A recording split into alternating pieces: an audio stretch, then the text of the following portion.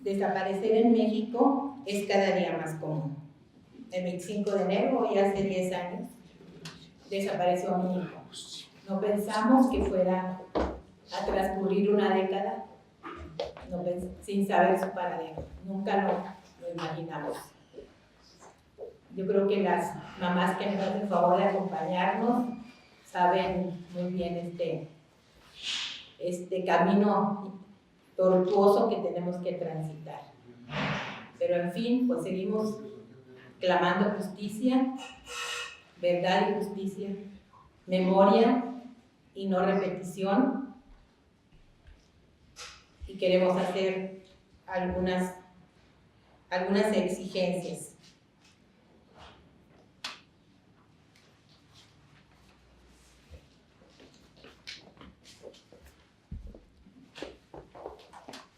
Pedimos al presidente de la República voluntad política en la implementación de estrategias integrales que lleven a buscar y encontrar en vida y en muerte a las 40.180 personas desaparecidas, incluyendo los 43 normalistas de Ayotzinapa, los migrantes que cruzaron nuestro país sin llegar a su destino.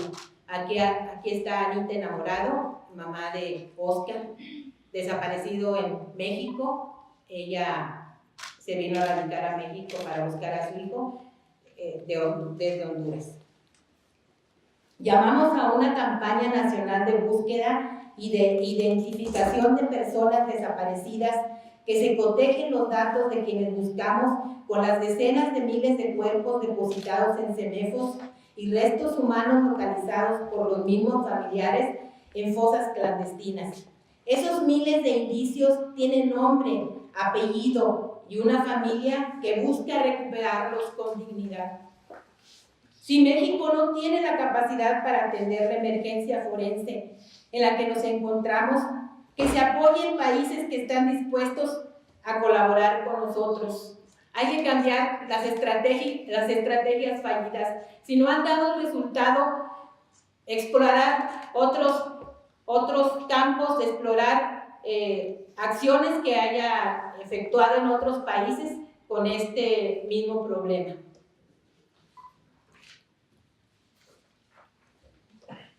A 10 años no ha cambiado el estatus de José Antonio. La Procuraduría General de Justicia del Estado de Coahuila recibió la primera denuncia 3 días después de los hechos. Aportamos numerosa información. Nunca realizaron un trabajo de búsqueda.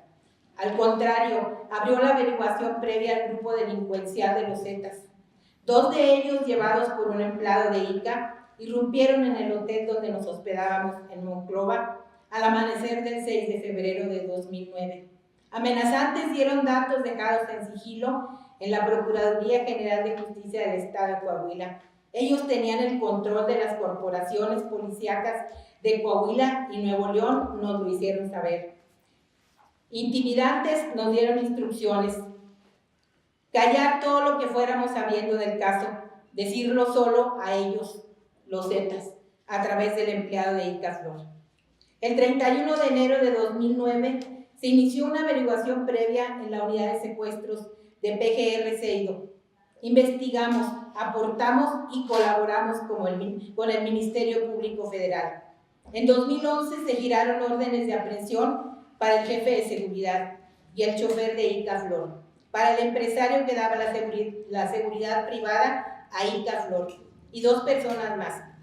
En marzo de 2015 fue detenido el operador financiero del líder de ese grupo delincuencial, quien fue uno de los que irrumpió en el hotel en Monclova. A los 15 días de su aprehensión, él fue vinculado a proceso en nuestra causa penal.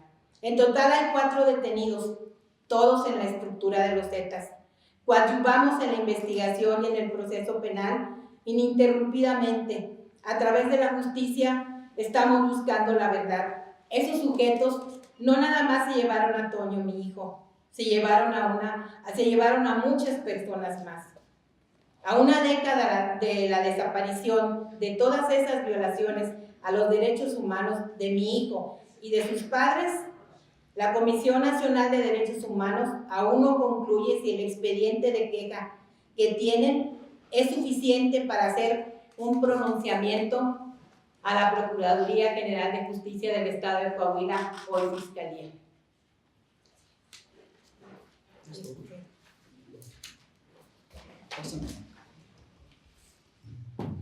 Buenos días.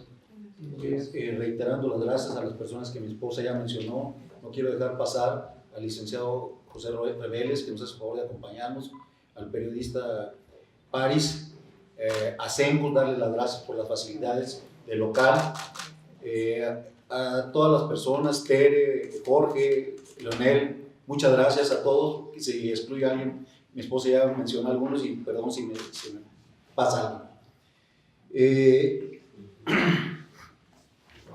Como ustedes han de saber, muchos de los que nos han conocido, todas las penalidades, todo lo que hemos caminado, cuando le sucede un hecho tan lacerante como el que nos aconteció a nosotros, queda uno tirado en el suelo. Y luego peor, con las autoridades que tenemos que lidiar.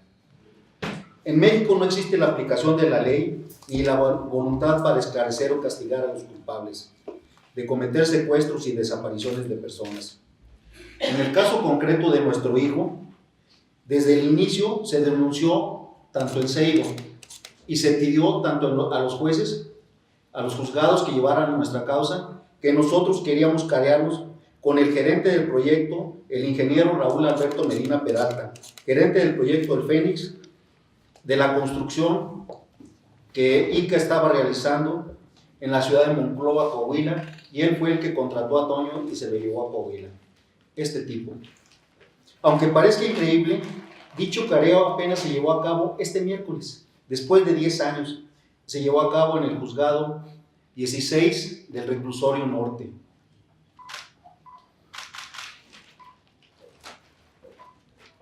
Hace 4 años ya el juez lo había requerido a Raúl Medina Peralta. Se le requirió en 4 ocasiones. Al señor no se le pegó la gana ir y no se llevaron a cabo los careos desde hace 4 años. Ahorita nosotros lo estamos llevando a cabo apenas en 2019, 10 años después. Y no, al señor no le pasó nada, ni nada. Nosotros, ¿por qué nos interesaba el careo con él? Porque yo siempre, y lo he dicho aún en algún medio masivo, que al señor yo lo hago responsable de la implicación que él tuvo en el secuestro de mi hijo. He querido que me responda, nunca me ha respondido. Pienso que me demande, tampoco, nunca lo ha hecho. ¿Por qué? Porque si yo lo estoy imputando de la desaparición de mi hijo, cosa que incluso él, en las declaraciones que ha tenido con el MP, tanto las que tuvo en Coahuila como las que tuvo aquí con la Federación, siempre ha dicho y ha aclarado, no fue secuestro, fue desaparición. Yo me pregunto, ¿él lo mandó desaparecer? ¿Él sabe que fue desaparición porque él participó o él supo quiénes se lo llevaron? En el involucramiento del secuestro de mi hijo, tanto él participó Carlos Enrique Aro Villarreal, el empresario que les daba la seguridad privada a ICA Flor Monclova, el jefe de seguridad Joaquín Benito del Ángel, jefe de seguridad de ICA. Ese señor estuvo preso 7 años, lo dejaron libre por una irregularidad de un juez al que igual nosotros se lo achacamos en su cara, nos recibió con una escolta al lado de él en su escritorio, y este tipo, el juez me refiero, de apellido Ubaldo García Armas. Ubaldo García Armas, de nombre Ubaldo García Armas. Afortunadamente a la semana lo cambiaron, porque en el Poder Judicial no los corren, los cambian nada más. Lo cambiaron gracias a un periodicazo que nos hizo favor el periodista Paris. Gracias a eso lo cambiaron. Pero él le decretó la libertad por una irregularidad. Habían decretado reponer el procedimiento para efectos y él le decretó la libertad. Este tipo, el jefe de seguridad, salió libre el 13 de septiembre del 2017 y se volvió a girar orden de aprehensión revocando la libertad que le había otorgado arbitrariamente el juez en marzo del 2018. En marzo del 2018, que ya lo andaban localizando para aprenderlo, se toparon que estaba en terapia intensiva en un hospital en Tampico, Tamaulipas, del Seguro Social. No quiero ser hipócrita, afortunadamente murió el 5 de mayo del 2018, a las 8:00 de la mañana, de un cáncer. Aquí les hago ver esto incluso de cuestiones increíbles. Él habiendo estado preso más de 7 años en la cárcel, habiendo salido enfermo, yo me pregunté, bueno, ¿y este señor cómo tiene seguro social? Buscamos, gracias a relaciones de mi hija, y el señor lo había recontratado ICA en noviembre, el 20 y tantos de noviembre del 2017. Y para Tampico, Tamaulipas, lo contrató con un sueldo bastante elevado. Y para todavía, este señor, en el 1 de enero del 2018, le otorgó un aumento del 50% de sueldo. Nunca se presentó a trabajar, el señor siempre estuvo internado, siempre estuvo en cuidados intensivos, tanto en Tampico como en el Seguro Social en Monterrey. Entonces, yo pienso, ¿qué tendría este señor que le debieran ese favor tan grande? Aparte, el chofer de ICA lo agarraron con 142 dosis de cocaína y con una ametralladora. Y él mismo dijo que era para defenderse, que porque él era de los Zetas. Él sí sigue preso todavía, y está por la causa penal de José Antonio. En relación al empresario que les da la seguridad o le daba la seguridad a ICA, Carlos Enrique Aro Villarreal, este señor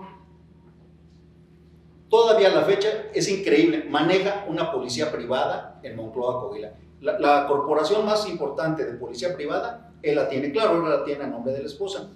Él únicamente pagó, estuvo en la cárcel por lavado de dinero. Estuvo 4 años y medio por lavado de dinero. Nunca le pudieron imputar la participación que tuvo con el caso de mi hijo, siendo que estaba muy involucrado. Ahorita les platicaré por qué. Estaba muy involucrado, pero el juez de Toluca, Roberto Hoyos Aponte, él no encontró elementos, siendo que de la misma causa penal a otros 6 individuos involucrados sí les encontraron elementos, a él no le encontraron elementos. Es el más poderoso, el más rico, es un señor empresario allá de Monclova y tiene poder económico. Tiene poder económico que lo de lavado de dinero fue por 168 millones de pesos. Pagó su pena, salió de la cárcel, le habían dado 5 años y todavía salió con 4 años y medio. A él le encontraron 7 armas de fuego en su casa. A él lo condenaron a 10 años, 5 meses de prisión por las armas exclusivas del ejército. Al último nada más se fue por 3 armas, porque le fueron quitando que si eran pistolas, si no eran revólver, que si mataban o no mataban, que unas eran de antigüedad. Se fue por 3 años. Lo condenaron a 10 años. Y un magistrado, nada más por la falta de uno de los testigos de careo. Había 4 testigos de careo, de las 9 de la mañana a las 2 de la tarde. Como pudieron demostrar que un testigo de careo no estuvo de las 9 de la mañana a las 9:25, le quitó toda la penalidad, le decretó su libertad. Nada más porque los otros sí estuvieron todas las horas, las 6 horas, en el cateo. Fue por falta del debido proceso, porque no estuvo uno de los testigos. Les digo porque todo esto nos ha tocado conocer de nuestra justicia en México. ¿Por qué involucro yo y tengo la convicción de que Medina Peralta participó en lo del secuestro de mi hijo? Número 1, porque cuando fue la novia a verlo al otro día en la mañana, el 26 de enero del 2009, dentro de muchas cosas que le dijo fue que no nos avisara, que no nos debía de avisar a nosotros. Nosotros no nos habíamos enterado del secuestro de mi hijo porque estábamos en la ciudad de Puebla y la novia no nos quiso alarmar. Ella se enteró desde el primer momento porque estaba hablando por celular con él. Entonces ella se movilizó todo ese domingo en la tarde, domingo en la noche, y en la mañana fue a ver a Medina Peralta, y Medina Peralta le dijo que no nos informara. Ya cuando esta muchacha, no haciéndole caso, fue y nos informó a la casa, él, al avisarnos, yo le dije, bueno, comuníquenme por favor con Medina Peralta. Le hablo a él y dice, no sé para qué Verónica les fue a avisar. Le digo, no, pues son sus padres, ¿cómo no nos iba a avisar? Le digo, ahorita salimos a Monclova, no tiene caso, no tiene ni caso que vayan. En unas horas lo sueltan. Ya sucedió con 2 ingenieros más. Todo esto que les estoy platicando, nosotros lo tenemos, que se han levantado actas de Verónica, actas de mi hija, porque también se entrevistó con Medina Peralta, mi esposa y mías, y todo esto el señor se ha contradecido. No es cierto, no recuerdo, no es cierto, es falso. Y ha cambiado completamente la versión. Incluso del que ya se habían llevado a 2 ingenieros anteriormente de ICAFLOR y que luego los habían soltado, también nos lo negó el señor. También nos negó que eso no haya sucedido y que él no lo dijo.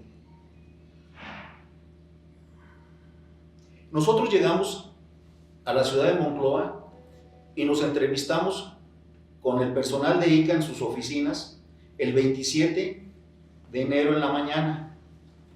Nos pasaron primeramente al comedor. En el comedor nos atendió el jefe inmediato de mi hijo, el jefe de la casa donde vivía mi hijo, la casa campamento, y Medina Peralta. Almorzamos y al salir nosotros nos fuimos ya a las oficinas, al privado propiamente. Llegamos a las oficinas. Estando en las oficinas, en la entrada, en la recepción, llega Joaquín Benito del Ángel Martínez. Era un señor que pesaba 180 kilos y medía más de 1,85 de estatura, o sea, bastante, y haciendo muchos aspavientos, el señor nos dijo, ¿ustedes son los padres de José Antonio Robledo? Sí. Pues quiero hablar con ustedes en privado, porque ya me desgraciaron la vida, no sé para qué me escogieron a mí, para esto, yo me regreso a donde yo soy. Le pregunté dónde era y casualmente pues también era de Tampico, Tamaulipas, de donde somos Lupita y yo.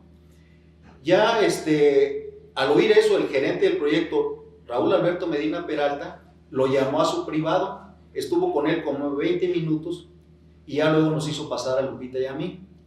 Entonces nos dijo que se habían comunicado con Joaquín para decirle que tenían a nuestro hijo. Lo primero que le dijimos, bueno, ¿quién se comunicó y cómo se comunicaron? Incluso, aunque parezca aberrante, nos dijo que de boca en boca, que se habían comunicado de boca en boca. Le digo, ¿cómo es posible? No es creíble, por más choqueados que estábamos nosotros, no lo creíamos. Entonces nos dijo, es que así se usa aquí, es un lugar chico y se usa como chisme. Nosotros definitivamente no lo creímos. Todo esto también lo ha negado el señor. Lo ha negado, y por más que hemos insistido con el MP de que haga una exhaustiva investigación sobre esta persona, lo han tratado con mucho tiempo. Siempre que va a declarar ante el Ministerio Público, va acompañado de 4 o 5 abogados, y de ellos algunos muy prestigiosos despachos. También en ese momento nos dijo que mi hijo se lo había buscado, que mi hijo se había buscado que lo secuestraran porque traía una camioneta muy llamativa. Una camioneta muy llamativa, como le dije, Stray, 5 años atrasada, no era llamativa. Dice, pero además iba hablando por celular y traía lentes de sol y traía un arma. Él sabía eso, él estuvo ahí, él lo vio. El arma era una marcadora de gocha. El arma era una marcadora de gocha, que incluso mi hijo apenas había ido a Monterrey a comprarle ese fin de semana. No sé cómo sabía que ella la traía, mi hijo, la marcadora de gocha. Y todo esto también me lo han negado ante las autoridades. Nosotros por nuestra cuenta mandamos a imprimir unas sábanas de los reportes telefónicos del celular de Toño. Y nos encontramos con la novedad que el día 26, un día después del secuestro de José Antonio, de ICA México y de ICA Monclova salieron 3 llamadas de cada uno al celular de Toño. Eso fue un sufrir y un padecer con ICA, que nunca quiso entregar las sábanas telefónicas de ellos. Aludían sin fin de cosas.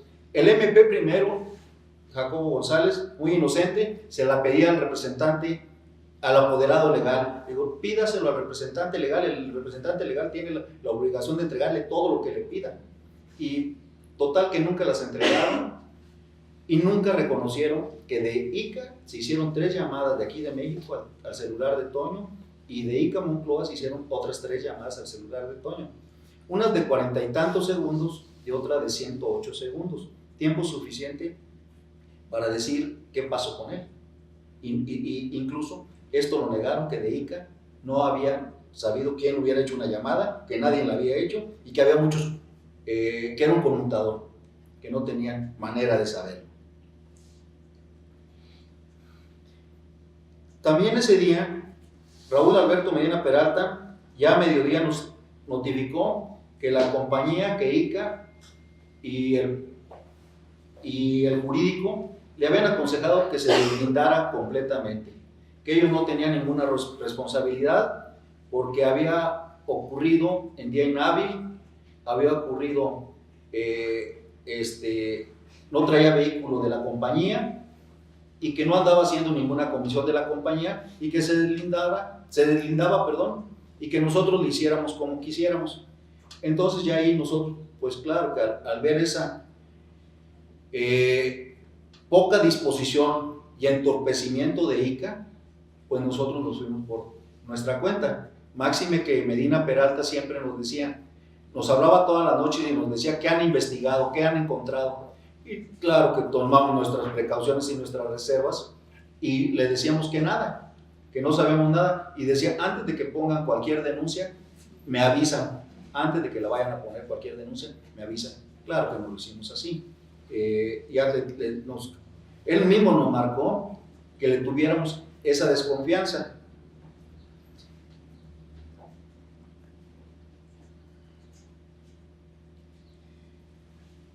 La razón por la que yo creo que secuestraron a Toño fue por un secuestro de castigo.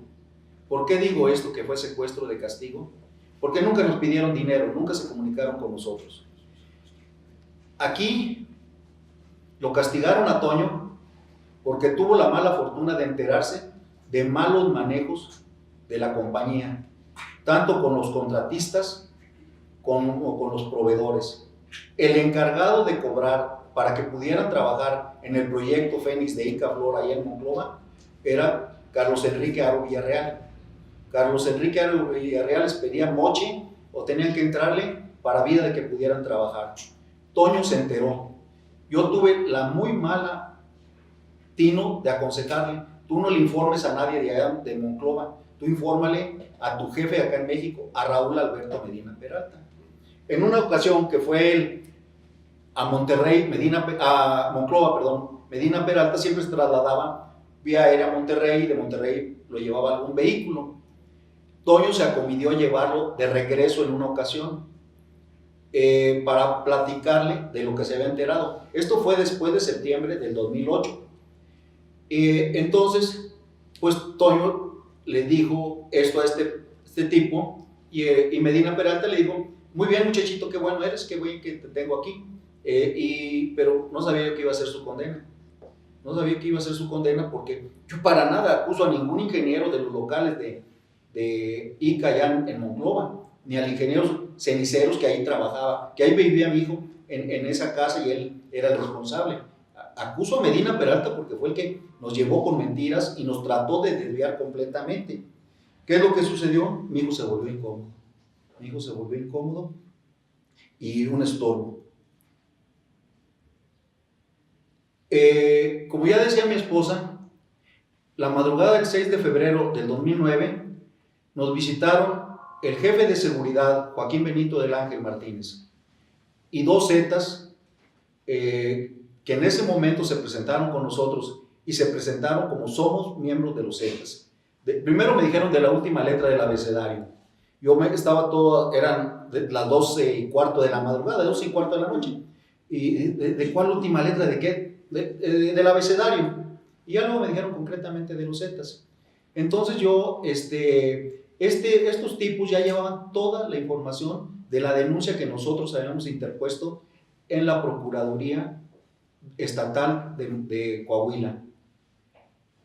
Toda la información, que había habido retiros de sus tarjetas de crédito, que había habido, sí, que había retirado dinero de las tarjetas de crédito, y toda la información que nosotros habíamos dado, los Zetas ya la llevaban y lo hicieron ver. Entonces nos dijeron que nosotros no fuéramos, si queríamos volver a ver a nuestro hijo, no fuéramos con ninguna autoridad, porque ellos controlaban tanto las autoridades estatales como locales y federales de Monclova, Saltillo y Monterrey, que no fuéramos nosotros. Previo a esta reunión, ya luego Joaquín declaró que se habían reunido en un lienzo charro Caballo Amigo, propiedad de Carlos Enrique Aro Villarreal. Incluso cosas que ya después, con el tiempo, conforme ha transcurrido el proceso, nos quedamos con la boca abierta. Cuando hubo que presentar testigos de descargo, cuando estuvo preso Aro Villarreal, a uno de los que presentó de testigo de descargo fue a Medina Peralta. Pero nada más nos lo llamó, ya a la hora de que tenía que comparecer, se desistió de él, ya no lo requirió. Yo siento como quizás hasta una amenaza velada. Estamos en esto.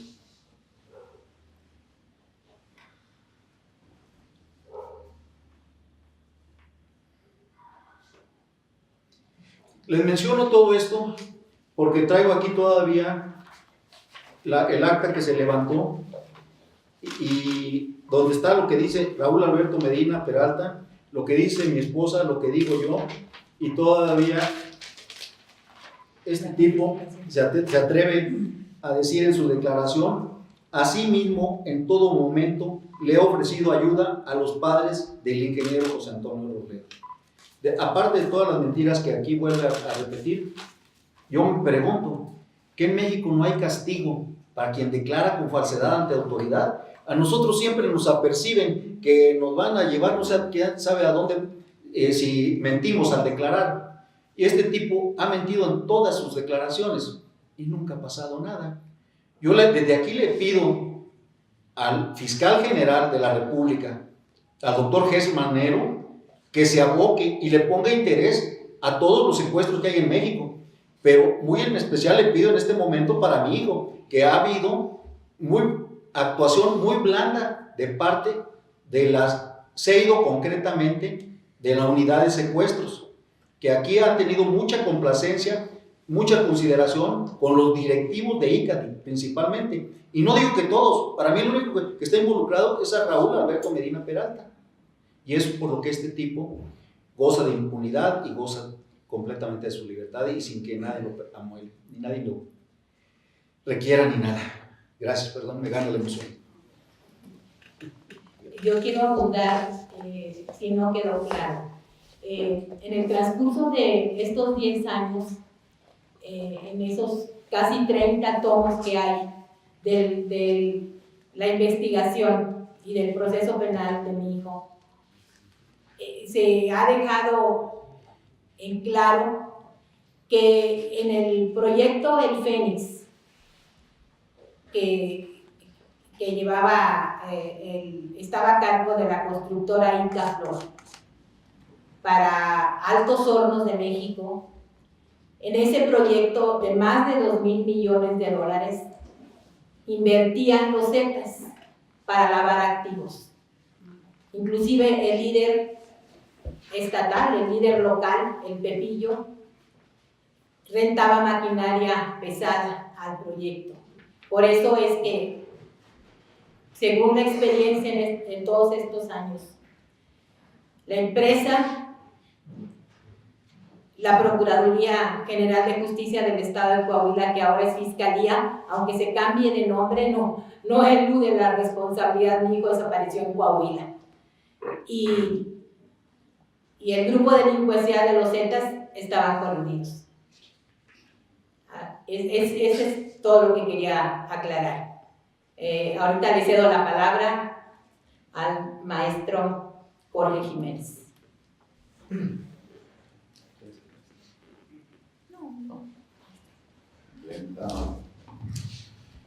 Muchas gracias. Bueno, nuevamente, buenos días a todos. Gracias a la familia por hacer esta invitación. Hace algunos años que yo empecé a conocer de los casos por la actividad profesional a la que me dedico. Si me oyen medio raro, porque también me sigue impactando todavía el tema de las desapariciones forzadas, a pesar de los 12 años que llevo inmiscuido en estos temas y que sigue siendo muy aberrante, ¿no? Bueno, escribí algunas líneas para darle orden a los pensamientos que estaba queriendo dedicarle a Toño y a la familia, por supuesto. En diciembre de 2014, cuando el Museo Memoria y Tolerancia me hizo la invitación a colaborar como docente bajo la perspectiva en temas de derechos humanos, seguridad, guerra contra el narcotráfico y desapariciones forzadas, entre otros, conocía el fenómeno de la desaparición forzada debido a mi formación profesional y al interés de investigar por más de 12 años sobre el paradero de personas que habían sido sustraídas de la vida cotidiana y que se llegaba a mencionar de una manera muy burda y visceral, criminalizando, se lo merecían, andaban en malos pasos, se lo buscaron, lo que pasa con Toño en el caso de la camioneta, y parece que hay un perfil, en criminología se le conoce como un perfil casi lombrosiano, ¿no? de parecer delincuente y de crear, insisto, esta facha del delincuente por traer camioneta, por escuchar algún cierto tipo de música, por aparentar alguna característica de construcción, insisto, criminalizante para las personas. Inmediatamente hay una sanción y hay un desprecio y hay una, insisto, se envuelve la parte de la justicia y se justifica porque evidentemente parece un delincuente sin saber absolutamente nada de los procesos judiciales. Es decir, la criminalización de cualquiera que tuviera la desgracia de ser seleccionado por los victimarios para engrosar las estadísticas penosas de personas a las que alguien, y aquí se hace una acotación, alguien decidió desaparecer. Se mueve mucho el tema de los desaparecieron o, en el caso de los desaparecidos y las desaparecidas, efectivamente hay una terminología que puede llegar a ser, que se puede confundir. Sin embargo, me parece importante acotar que estas personas no salieron de la vida cotidiana por su pie. Alguien decidió, bajo el amparo de la injusticia, la impunidad, ser partícipe o decidir sobre la vida de otro. El marco político no lo olvido. Felipe Calderón y su bélica estrategia de guerra contra el narcotráfico, en donde se aseguraba que el Estado saldría vencedor, mostrando el músculo y la fuerza que el Ejecutivo requería para legitimar el arribo tan cuestionado de una presidencia ganada, dicho por aquel desagradable personaje, haya sido como haya sido. La historia nos da testimonio de múltiples casos llevados a cabo durante el periodo denominado Guerra Sucia, es decir, esta práctica en nuestro país no es novedosa y en nuestro continente basta dar una vuelta a los archivos y memoriales de Argentina, Chile, Brasil, Salvador, en el caso de Colombia y algunos otros partícipes de estas dictaduras militares, evidentemente observadas y dictaminadas desde los Estados Unidos. Hoy, 25 de enero de 2019, tenemos que regresar a ese 25 de enero de 2009 y plantear el ejercicio social de la memoria, justo en el momento en que Lupita, su familia, se enteraban de que el paradero de Toño se volvía desconocido. La vida los llevó a prepararse y no la vida, alguien decidió involucrarlos en prepararse en algo que nunca pensaban que les podría suceder, como a miles de familias en el mismo problema, incluso a Patti, Ana y demás personas, mamás y familiares de desaparecidos y desaparecidas, como a miles de mexicanas y mexicanos que nos preocupa lo que acontece. En aras de la búsqueda de Toño y de un proceso judicial adecuado, han hecho suya la tarea de los procesos de investigación que las autoridades no han podido y no han querido llevar a cabo. De manera fortuita, han aprendido a hacer análisis de averiguación previa, buscar rutas de investigación, mapear territorios, seguir protocolos de exhumación, han aprendido anatomía e incluso se han especializado en primeros auxilios y trucos de rappel para hacer más eficaz su búsqueda hasta llegar a dar con personas que participaron en la desaparición de Toño y demás personas desaparecidas. Hoy la invitación es a que realicemos un ejercicio de memoria colectiva. El pasado está presente en la dinámica social, siempre en una medida u otra, en los grupos, en las familias, en el Estado y en los individuos, y en las naciones. No podemos vivir sin tener memoria, ni los individuos, ni los grupos, ni las sociedades. Y esto es así porque el pasado forma parte de nuestra propia definición de lo que somos y de lo que no somos.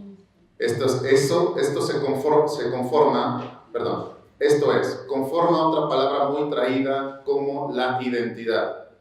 De esta forma, los seres humanos como seres sociales nos comprendemos, nos entendemos, nos identificamos como parte de agrupaciones mayores de personas, por ejemplo, una familia, una nación, una ideología. Y en estas identificaciones el pasado, como elemento fundacional o hito trascendental, aparece en múltiples formas. Se trata de recuerdos colectivos que van más allá de la facultad individual que cada uno y cada una posee. Se trata de la memoria, de la capacidad de recordar de las sociedades.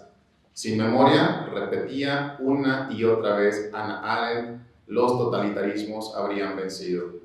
Esta acertada lección ha sido suscrita posteriormente por muchos historiadores, los cuales no han cesado en su empeño de recordarnos hasta qué extremo el ser humano puede asimilar y amoldarse a la crueldad. Lupita, su esposo, su familia, sus amigos y compañeros nos protegen del olvido, logran establecer los límites adecuados para que la memoria no se corrompa. Memoria, pasado, historia, recuerdos son términos que a menudo aparecen en nuestro alrededor prácticamente como sinónimos. Y al fin y al cabo todo es recordar, esto es, guardar en nuestra memoria. Esta confusión, desde luego, es bastante reciente, puesto que anteriormente, al referirse a los acontecimientos ocurridos en el pasado, se hablaba de historia sin lugar a dudas. El término memoria hace referencia a la necesidad de no olvidar acontecimientos traumáticos sufridos por la población civil, tales como asesinatos, torturas o desapariciones. La mayor parte de las veces, esta necesidad del recuerdo viene aparejado con un reclamo de justicia más allá de los silencios impuestos por el Estado. Hoy es un día para la memoria colectiva, esa vuelta a ese 25 de enero de 2009 para recordarnos y recordarle a la sociedad una mirada y reconocimiento al pasado, y la exigencia a las autoridades de la aparición de Toño que acompaña un debido proceso de justicia. La memoria colectiva es dinámica y múltiple, se transforma en la medida en que los grupos participan de ella. Cabe recordar, cada recuerdo implica una recreación del propio recuerdo. Por todo esto, Toño, te esperamos, no nos rendimos, seguimos los pasos de Lupita y su incansable lucha junto con su familia por encontrarte, por saber de ti y por honrar tu búsqueda. Muchas gracias.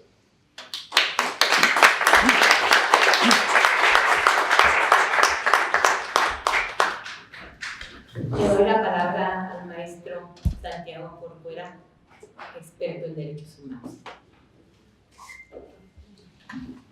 Muchísimas gracias, Lupita.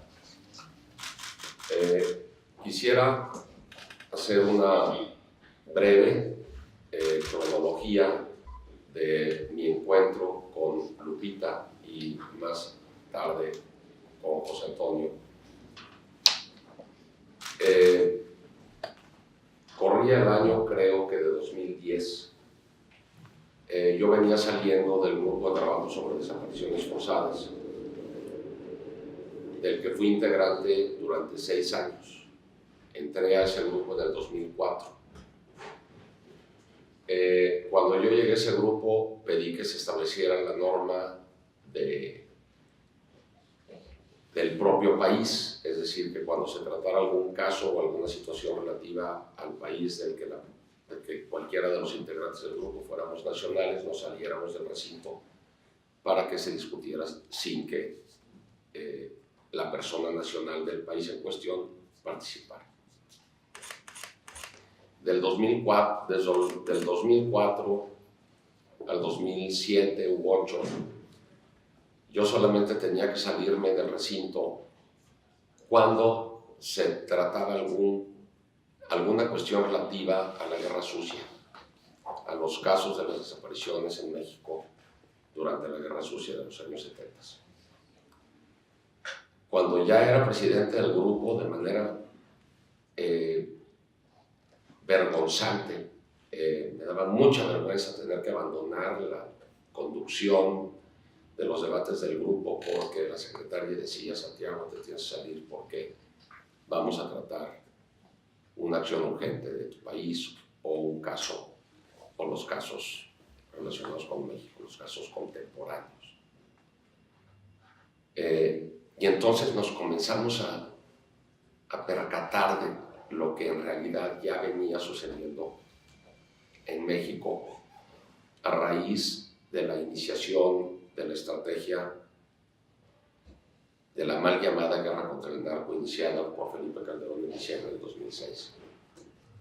Cínicamente el señor hace poco le dijo a un periodista que lo podrían acusar de muchas cosas, pero no de haber hecho frente de manera enérgica contra el crimen organizado. Así nos dejó al país en un tsunami de sangre. Se derramaron durante su sexenio más de 500,000 litros de sangre humana. A finales del sexenio de Fox se lograron, como el burro que tocó la flauta, los índices más bajos de muertes por cada 100,000 habitantes en el país. Nos dejó el país con un índice de 7.9, que no es bajo, pero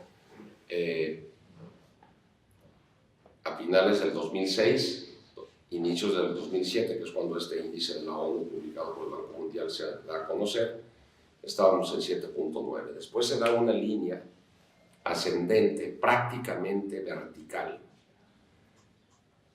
para que a finales del sexenio de Calderón hayamos llegado a 22.8, o sea, hubo cerca de 300% de aumento en las muertes violentas en el país a causa de la estrategia, a causa de su bravuconería desmesurada, que fue lo que provocó. Aquella marcha blanca que algunos catalogaban de la marcha de los pierrurris, en esta época se le llamaría la marcha de los fifís, salió la gente privilegiada a protestar por la seguridad del país, porque si ustedes revisan la prensa del 2005, que fue cuando se llevó adelante la marcha, se quejaban con razón de que en México había alrededor de 560 secuestros. Secuestros, es decir, aquel que priva de libertad a alguien pidiendo algo a cambio, un rescate. Don José Antonio habla que Toño fue secuestrado por un castigo, yo a eso le llamo desaparición. Y ahora haré alguna aclaración.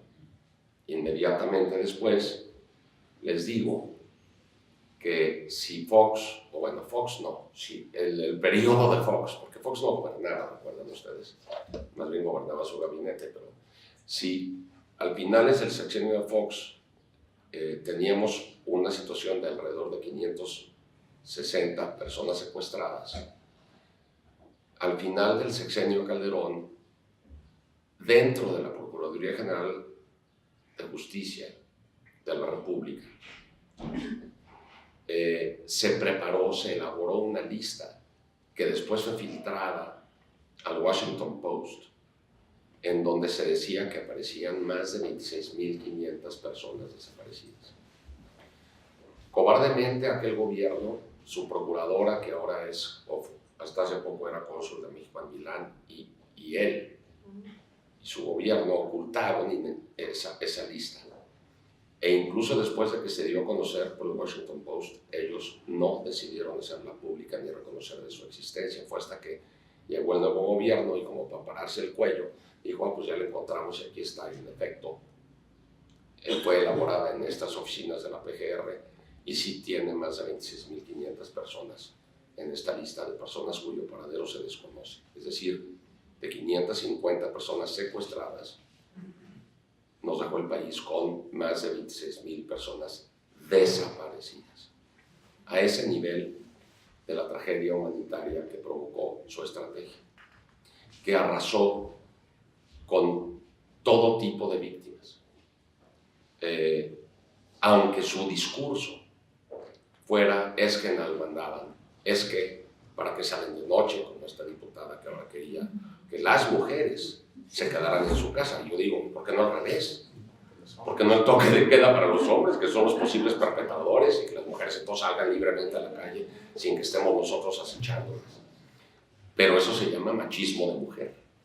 O sea, tenemos arraigado la revictimización en un chip en donde nos olvidamos de personas como Toño, un hombre de bien, un ingeniero, una persona trabajadora, un buen hijo,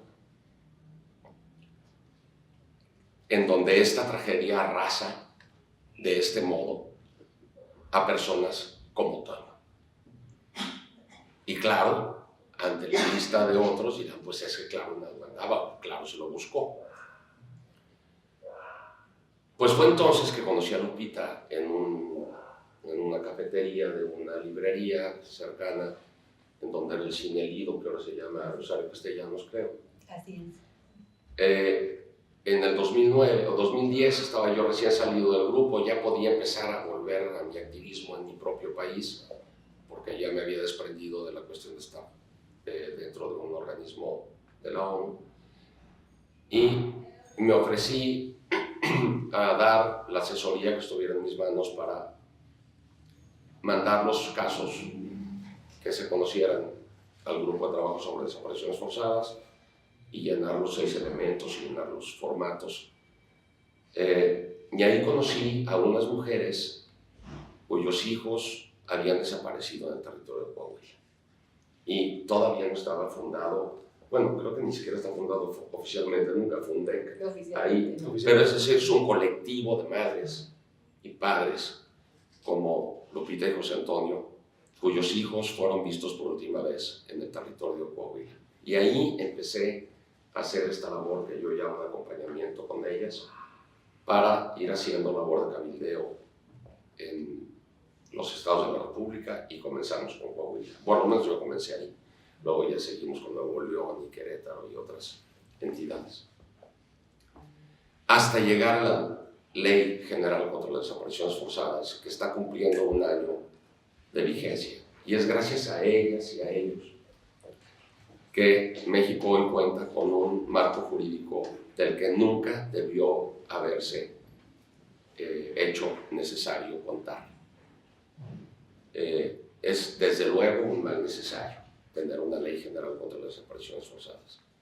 Quisiéramos no tener la necesidad de tenerla, pero la tragedia nos arrastró a esa necesidad, y durante estos 9 años que empezamos a percibir la dimensión de la tragedia vivencialmente con personas como Lupita y como José Antonio, fue que se fue haciendo necesaria las reformas legales y la institucionalización de actividades como la búsqueda, para saber en dónde están, lo que les pasó.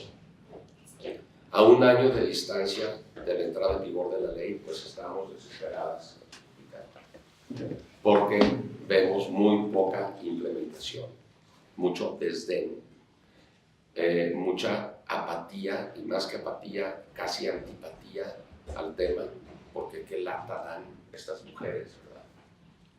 Que son las que en realidad buscan, que son las que se han convertido en especialistas en la investigación criminal. José Antonio no es abogado, Lupita tampoco, y no sé si ustedes no se impresionaron al escuchar su lenguaje. Hablan con mayor precisión en las cuestiones técnicas del derecho penal mexicano que muchos abogados que yo conozco. Y qué terrible que se hayan tenido que volver especialistas en este tema por la causa que los llevó a ello. Y a 1 año de distancia todavía tenemos aquí que padecer y que aguantar, a pesar de nuestro hartazgo, el desdén de las autoridades que no establecen las comisiones de búsqueda, que no nombran a los fiscales especializados. De los 32 estados de la República tenemos algo así como 10 comisionados, algunos que están ellos solos. El otro día, no voy a decir su nombre, pero se me acercó uno de los 10 y me dijo, oiga, por favor, haga algo por nosotros. En el estado del que yo vengo, la comisión consta de mí. O sea, no tengo ningún personal para buscar nada, ¿no? Nada más, pues para que digan, ya la instalé, ya dejen de estar fregando, ¿no? fiscales inexistentes en la inmensa mayoría de los estados. Leyes en materia de declaración de ausencia por desaparición en 5 o 6 estados nada más, incluyendo la Ciudad de México. Los demás no.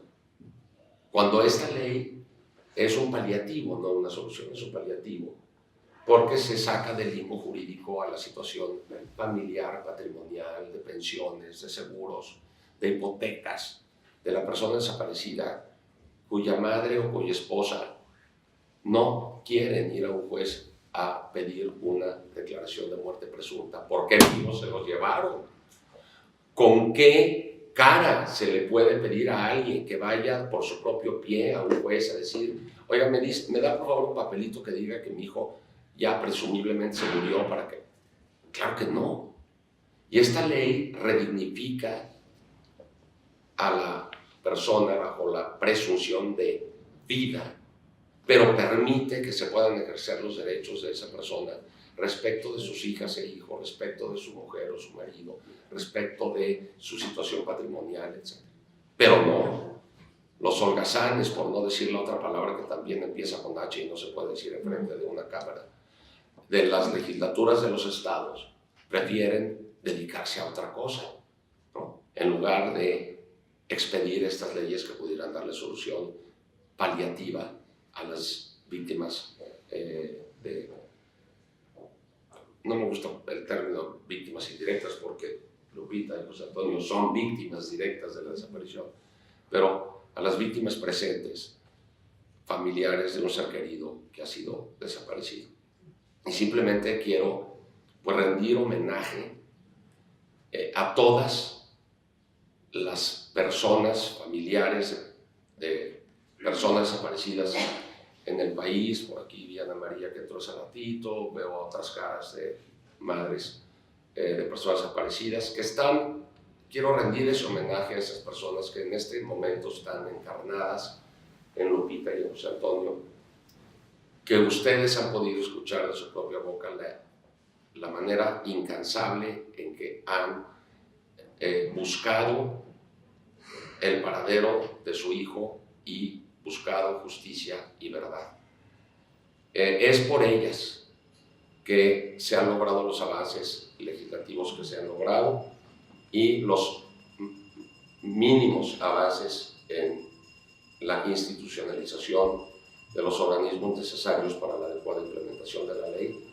Sé que ellas no descansarán porque son incansables, son imbatibles y me contagio de su valentía y de su coraje para poder ofrecerles mi acompañamiento en lo que esté en mis manos. Muchas gracias a todos.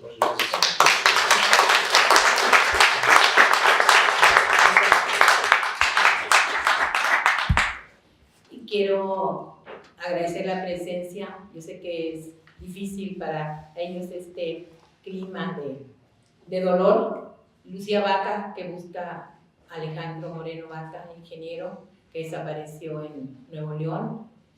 Como ya lo dije, Anita Enamorado, su hijo desapareció en México y son de Honduras. Patti Manzanares, que también tiene años buscando a su hijo Juan. Policía Federal, que la Policía Federal no busca a sus elementos como van a buscar a los demás. Carlos Moreno, que busca a Jesús Israel Moreno, estudiante de la UNAM, que desapareció en Oaxaca. ¿Me falta alguien?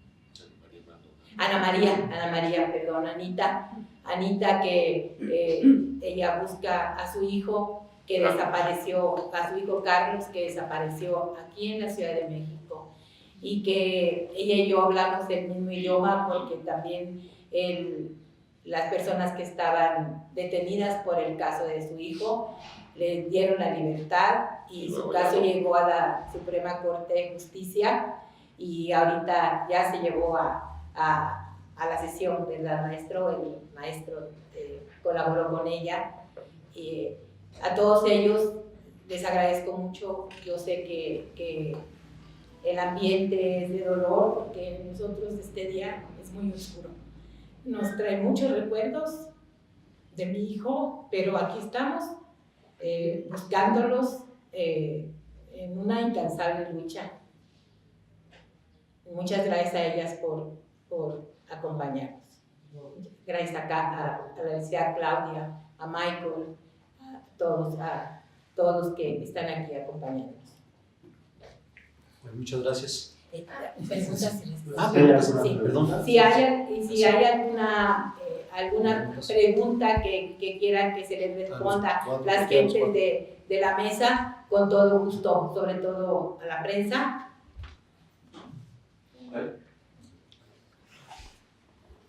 Gracias, político. Quisiera preguntarles su opinión personal sobre las perspectivas para el sector de la sociedad que con ustedes está buscando a sus familiares en este nuevo contexto político que inaugura México con las nuevas autoridades federales. En su opinión personal, pero además quisiera preguntarles si concretamente en los procesos de investigación o en los procesos de gestión que ustedes están llevando por el caso de José Antonio, las nuevas autoridades han hecho algo porque la cosa avance un poquito. Gracias. Claro, el gobierno apenas tiene 50 y tantos días, el nuevo gobierno. Todavía no hay un subprocurador de lo que era Seido, ahora van a ser fiscales, no sé qué término le vayan a dar. Nosotros teníamos, Lupita y yo, muchas expectativas, mucha esperanza que saliendo el gobierno de Peña Nieto, en realidad, y seguimos teniendo esperanzas y confianza de que se llegue al fondo. ¿Por qué? Porque el crimen organizado, y concretamente los Zetas, tuvo la anuencia y la tolerancia de Humberto Moreira. En la época de Peña Nieto, imposible que le fuera a hacer algo a Humberto Moreira, si Humberto Moreira era el presidente del PRI cuando él fue electo candidato para la presidencia de la República, Peña Nieto. Difícilmente, nunca actuaron en contra de él. Entonces tenemos confianza que este gobierno sí actúe, pero sinceramente lo que yo aquí le pido al presidente de la República es que antes de pedir perdón, primero haya justicia. Antes de pedir que tengamos...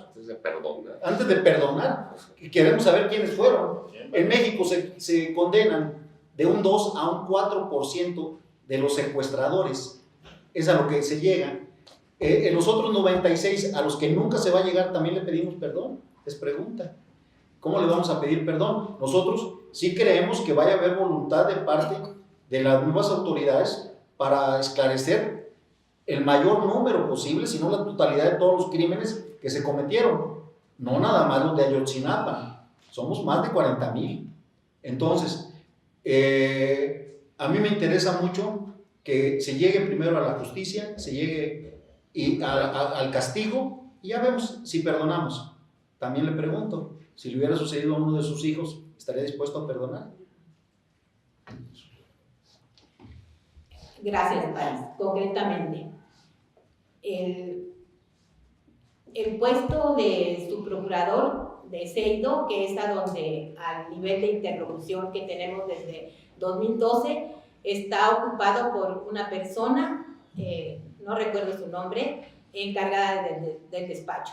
Para nosotros es muy importante tener interlocución en ese nivel, porque desde el 2012 venimos haciendo mesas de trabajo con los titulares de las 3 unidades que están vinculadas al caso.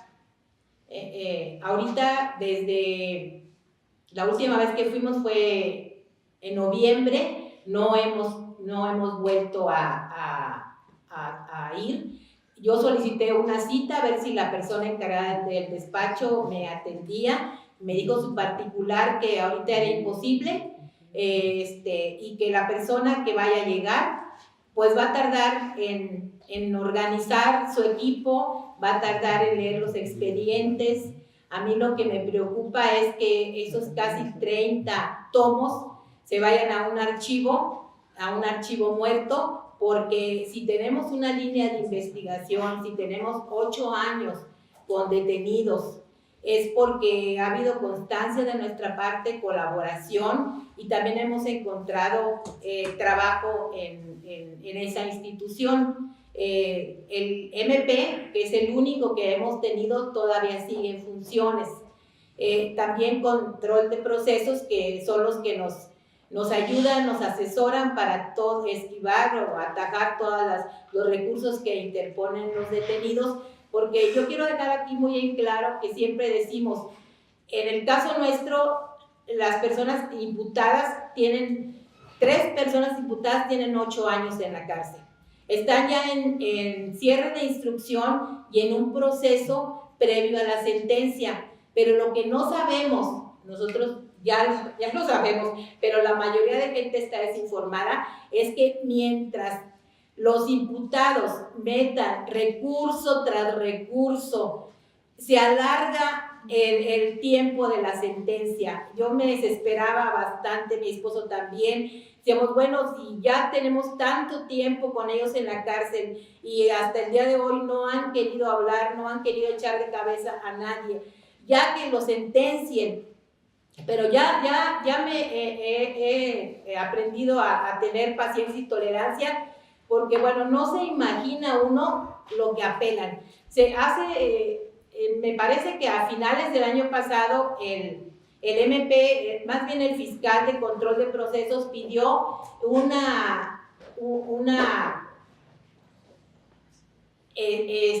es un recurso que ayuda en el proceso, una inspección de que efectivamente existía al día de hoy el autosonde donde se llevaron a mi hijo y el hotel donde estuvimos nosotros y que irrumpieron los Zetas en la madrugada. Lo pidió el fiscal, el juzgado, que es el tercero del Distrito de Procesos Penales Federales de Matamoros, de Tamaulipas, que es donde está la causa penal, ordenó que se diligenciara y se llevó a cabo la diligencia con una actuaria de un juzgado de Coahuila. Bueno, pues ahora, el próximo marzo, me parece que el 3 de marzo, el 11 de marzo, los abogados defensores de los imputados que están en la cárcel pidieron que se haga otra inspección porque a ellos no los convocaron, y entonces ya se giró la notificación, ya nos llegó la notificación donde nos avisa el Poder Judicial que se va a hacer esa inspección. ¿De qué le sirve? No le sirve de nada. Ya se hizo, ya lo hizo una actuaria, ya está ahí en actas que existe el hotel, que existe el autosón. ¿Para qué lo piden? Para demorar la sentencia. Entonces tenemos mucho desconocimiento en ese tema y la verdad hay que armarnos de valor porque desgraciadamente es desinformación. Hay mucha gente que dice, bueno, es que ya tienen tantos años y no lo sentencian, pero no lo sentencian por eso, porque es una tras otra, los recursos que ellos meten. Pues si ya les gustó quedarse ahí, por nosotros no hay problema, ya no me enojo. Yo lidiaba con mi estómago cada que metían un recurso y es también trabajo para nosotros, ir a atajarlos, ir a ver al juez, a los magistrados, porque si de algo nos podemos orgullecer ante mi hijo, es que un solo día no hemos eludido una cita para ir a ver a los jueces y a los magistrados. Y todavía la última vez que fuimos a ver al juez de nuestra causa, nos dijo, con ustedes son 2 personas las que han venido, 2 familiares. Y pues en nosotros, de víctimas, pues en nosotros vea las miles de familias que buscan a sus hijos y que no pueden venir por distintas causas y que no es condenable. Ustedes cumplan con su trabajo. Pero como bien decía el maestro Corcuera, yo creo en las leyes, creo en los reglamentos. Desgraciadamente, los jueces y los magistrados no las aplican en pos de la justicia. Desgraciadamente, y así las demás leyes. No sé si le haya quedado claro la pregunta, Paris, pero vamos a seguir insistiendo. Usted sabe que estamos encima, por eso hay una línea de investigación ayudada mucho por nosotros, cuando no había policías para irle a hacer un modus vivendi a este hombre que se murió. Mi esposo fue contra el riesgo que corremos. Entonces, la verdad, tenemos la esperanza de que este fiscal se sensibilice y tenemos la esperanza de que el nuevo presidente de la Suprema Corte de Justicia también sensibilice a sus jueces y a sus magistrados para que nos traten pues conforme a los derechos humanos y no se sientan ellos un poder supremo. Hay una persona. Dani. Buenos días, Dani. Quería preguntar si cuáles son las expectativas que tienen ustedes del caso en cuanto a que avance judicialmente dentro de México y qué posibilidades tendría que pudiera avanzar fuera de México en algún mecanismo, ya sea jurisdiccional o no. Y la otra pregunta es una muy breve: si en el informe que publicó la Comisión Mexicana de Conservación de los Derechos Humanos, donde se habla justo de las desapariciones forzadas de Coahuila en 2009-2011 y donde se comprueba muy claramente los vínculos celdas-gobierno, se registra el caso de ustedes, entiendo que esta información fue llevada a la Corte. No sé, no es tu caso. Gracias. A ver si quiere. No, digo, creo que no, porque creo que lo de la comi es más bien relacionado con Alvarado, ¿no? No, de Coahuila. Es de En Coahuila. general. Entonces prefiero no opinar si no tengo información. Yo sí tengo la información. Mira, Dani, y aquí está Michael. Michael nos puede Exacto. informar. Sí. Claro. Michael, tienes la palabra. Claro. No, hicimos un pool de 35 casos con la idea de no demostrar los patrones. En este caso no pusimos el caso de la próxima. En todos los casos por conveniencia de las familias, luego se puede agregar. Nuestra idea era más bien que la Corte tuviera idea de los patrones de desaparición para que viera la sistematicidad y entonces abocara a investigar ampliamente todo el contexto. Y en la otra parte, Sí, la primera pregunta. ¿Cuál La expectativa del juicio. Pues mira, Dani, realmente como lo acabo de decir, yo no sé la mentalidad de los defensores, de los detenidos. Entre los detenidos pues está el operador financiero de Líder, vinculado al caso directamente de mi hijo. Él ya pidió el cierre de instrucción y la pidieron los demás defensores de los otros 3 imputados. Pero como te digo, este camino es muy incierto porque realmente no entendemos por qué es recurso tras recurso tras recurso demorar pues algo que debió de haber sido desde cuándo, y ahorita pues seguimos igual porque todo lo que haya que hacer lo hacemos y afortunadamente el equipo de control de procesos de CEIDO está completo. Entonces nos acompañaron el 23 a este careo. Entonces, mientras ellos estén completos, pues la actividad judicial es bastante movida. Creo que a cada semana, un día a la semana nos llevan una notificación. Ya tenemos alteros de notificaciones. Ya ha sido mucho leer, mucho es paja. Realmente lo sustancial es muy pequeño, pero sí tenemos el apoyo de ellos. Espero que esto ya llegue a la sentencia y que no los vayan a mandar a la calle. Mire, para complementar, Dani, Aquí en este caso, del que platicaba mi esposa, de que había pedido el cierre de instrucción, Carlos Arturo Jiménez Encinas, Alex el Plátano, que fue uno de los Zetas que se identificó con nosotros, le hago ver esto, cómo no se va a alargar el proceso. Nosotros solicitamos y pedimos nosotros identificarlo y tener un careo con él. Él interpuso, esto fue desde hace más de un año, él interpuso recursos para que no se llevara a cabo ese careo, y es su derecho. Nosotros en ese momento lo conocemos. Nosotros, ¿por qué no me voy a poder carear con este delincuente si él no quiere, no se carea? Porque se le violan sus derechos humanos. Entonces, se interpuso un recurso. Denegada apelación. La denegada apelación, otro término que ni conocíamos nosotros, denegada apelación. Gracias a eso, ahorita acaban de fijarnos para el 13 de marzo que sí se va a llevar a cabo el reconocimiento de nosotros, como le dijeron al tipo te puede favorecer. ¿Qué tal si no te reconocen?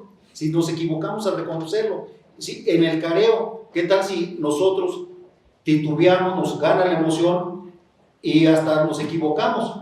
Pero afortunadamente se va a llevar a cabo.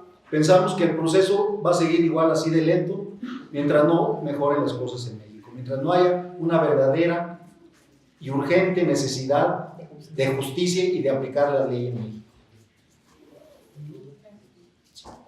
¿Alguna otra pregunta? Sí, otra pregunta por ahí. ¿No? Quiero agregar que en esta parte, sobre todo en el proceso penal, ha sido nuestro desgaste físico y emocional en estos 8 años terrible. Pero bueno, aquí estamos de pie, gracias a los alientos de todas las personas que están aquí, que nos han acompañado, que para nosotros es bien importante no sentirnos solos, y nos dan mucha fuerza para seguir. ¿Puedo hacer un último comentario? Sí, cómo no. Yo quisiera nada más retomar lo que dije antes, es decir, aquí tenemos encarnadas a las víctimas de la tragedia. Si Calderón dejó una lista de 26.500, seguramente eran muchas más. Si ahorita nos dicen que son 37.000, seguramente son muchísimas más. Y eso se debió a la estrategia equivocada del uso de las Fuerzas Armadas en labores de seguridad pública. Y hace un año estuvimos oponiéndonos al bebé de Rosemary, ese engendro del infierno que era la Ley de Seguridad Interior, y casi un año después nos duró muy poco el gusto de haber logrado expulsar del orden jurídico mexicano o extirpar ese tumor del orden jurídico mexicano con la victoria que obtuvimos ante la Suprema Corte de Justicia de la Nación al ser declarada inconstitucional esa ley. Pero al día siguiente nos anunciaron que tenían intenciones de darle un upgrade a esa ley y constitucionalizarla, para institucionalizar definitivamente al uso de las Fuerzas Armadas en labores de seguridad pública. Que la presencia de estas víctimas sea un llamado a la conciencia de, en este caso, senadoras y senadores, que usen su inteligencia de manera individual y no la enajenen y la pongan a disposición de las órdenes que reciban del jefe de la bancada, y que voten en conciencia.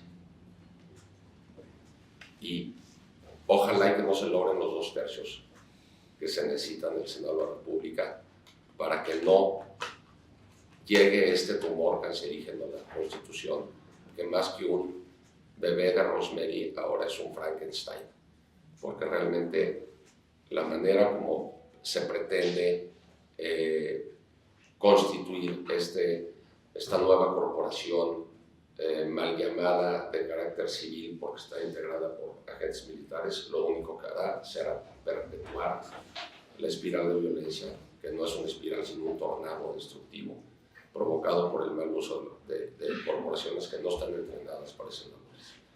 Y aquí están, por desgracia, encarnadas las víctimas que han provocado esta mala estrategia. Entonces, un llamado al Senado, a los senadores y las senadoras en particular, que voten en conciencia, que cuando se haga la votación pidan que sea secreta, para que luego no se llamen traidoras o lo que fuere.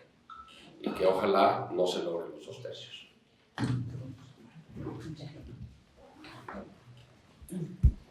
Bien, pues muchas gracias nuevamente y me sumo evidentemente desde el espacio que tengo en Museo Memoria y Tolerancia y desde la Asociación Civil y como acompañante también y conocedor de algunos casos con algunas de las mamás de víctimas, padres, familias de víctimas de desaparición forzada, hacer el reclamo también, alzar la voz y pedirles a todos ustedes desde la sociedad civil, desde los medios de comunicación, desde cada trinchera que ustedes tienen, hacer el llamado a que no se criminalice, por ejemplo, a personas desaparecidas, hacer declaraciones pertinentes de que se debe de observar cada uno de los casos, hacer un llamado a las autoridades a revisión de cada uno de los casos y coincidentemente con el maestro Corcuera, como siempre, la oportunidad de éxito de ser delincuente en este país es del 90 y tantos %. Es decir, hay que leer las estadísticas a veces a la inversa. Y si bien efectivamente solo un 2% de delitos se castigan en este país, si lo volteamos, evidentemente tendríamos que ver que la oportunidad, insisto, de cometer un delito a niveles catastróficos como lo ha venido siendo la desaparición forzada, pues evidentemente es de altísimo porcentaje. La ley efectivamente de seguridad interior fue uno de los elementos que se solicitó que no se llevara a cabo por los múltiples resultados que ha venido teniendo el resultado del uso de las Fuerzas Armadas, insisto, históricamente en nuestro continente. Por otro lado, la petición también para el Poder Legislativo y para todas las bancadas que lo componen, que se dejen asesorar. Es decir, ellos no son especialistas en todo y no porque nosotros sí lo seamos, pero ellos no son especialistas, no son todólogos. Ellos van a legislar, pero tienen que tener un cuerpo de asesores alrededor de personas que sí saben, y personas y organizaciones de la sociedad civil que sí han acompañado este proceso, incluso las voces de las madres, los padres, familiares de estas víctimas, que se dejen escuchar, que se dejen asesorar, por todo este andamiaje, digamos, de violencia que ha tenido nuestro país. Por otro lado, insisto con el tema de la memoria, comentaban muy bien sus papás, de Toño, ¿no? ¿A quién vamos a perdonar? En el caso, ¿no? En el caso sí hay que solicitar.